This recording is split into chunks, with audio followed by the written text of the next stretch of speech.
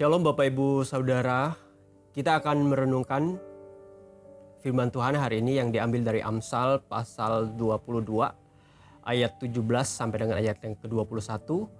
Secara khusus saya membaca di ayat yang ke-17 mengatakan demikian. Pasanglah telingamu dan dengarkanlah amsal-amsal orang bijak. Berilah perhatian kepada pengetahuanku. Kitab Amsal banyak berbicara tentang hikmat dan kebijaksanaan. Banyak sekali pengajaran tentang hikmat di dalam kitab Amsal dan kebijaksanaan yang ditulis oleh penulis. Di antara orang berhikmat itu, Salomo adalah orang yang memberi rangkuman amsal-amsal orang bijak. Salomo menyebutkan bahwa hikmat memiliki banyak keuntungan dan manfaat untuk orang yang menginginkan dan untuk orang yang memilikinya. Dengan hikmat kita bisa hidup dengan selamat, kita bisa hidup dalam kemujuran, terlepas dari banyak jerat, dan itu akan menyenangkan untuk seseorang yang memiliki hikmat itu sendiri.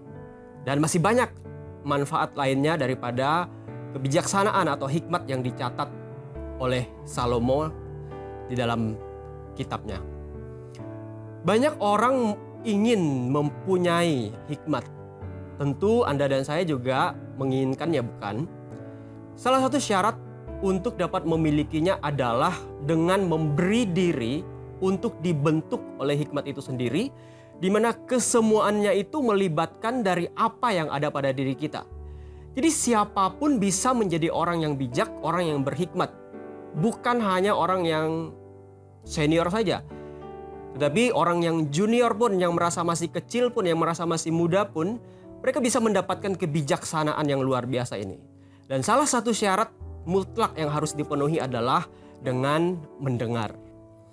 Amsal 22 ayat ke-7 mengatakan, pasanglah telingamu dan dengarkanlah amsal-amsal orang bijak.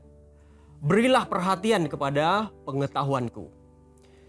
Bukankah dua daun telinga memang sudah terpasang pada tempatnya? Mengapa penulis menggunakan kata pasanglah? Yang perlu dipasang itu apa? Yaitu adalah telinga itu sendiri. Dan lagi penulis mengatakan dengarkanlah.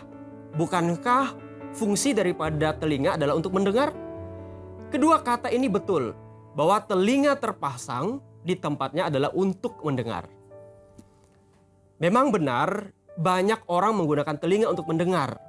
Tetapi banyak orang yang bisa mendengar tetapi tidak betul-betul menyimak, memperhatikan apa yang didengar.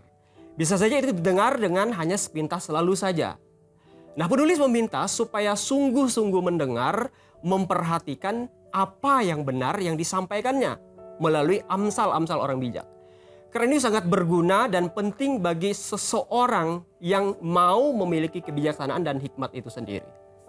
Jadi mendengar dengan penuh perhatian, bukan saja mendengar tetapi juga melakukan apa yang didengar.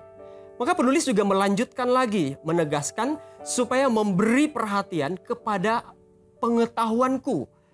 Di kalimat terakhir ayat ke-17 dikatakan, berilah perhatian kepada pengetahuanku. Jadi apa yang akan disampaikan oleh penulis adalah berisi pengetahuan yang begitu banyak.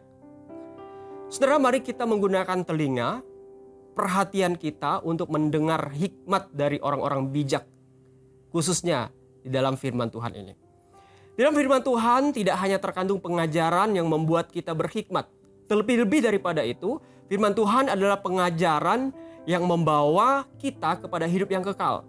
Firman Tuhan membawa kita mengenal siapa diri kita, mengenal siapa Tuhan, bagaimana kita harus hidup sebagai anak-anak Tuhan di tengah dunia yang gelap ini. Itu semua memberi kesempatan untuk kita berproses menjadi bijak dan menjadi berhikmat. Bukankah firman Tuhan mengatakan iman timbul dari pendengaran dan pendengaran oleh firman Kristus. Mazmur 119 ayat 9 mengatakan, dengan apakah seorang muda mempertahankan kelakuannya bersih dengan menjaganya sesuai dengan firman.